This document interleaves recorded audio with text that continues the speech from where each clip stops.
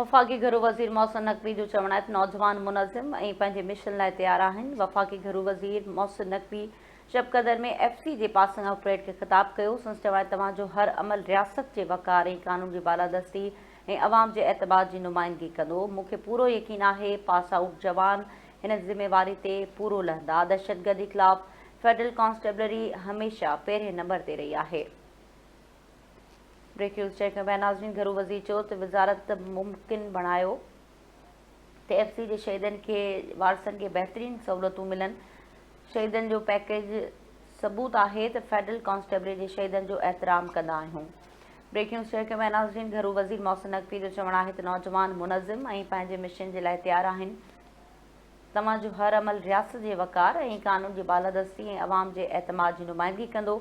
मूंखे पूरो यकीन आहे पास आउट जवान हिन ज़िम्मेवारी ते पूरो लहंदा।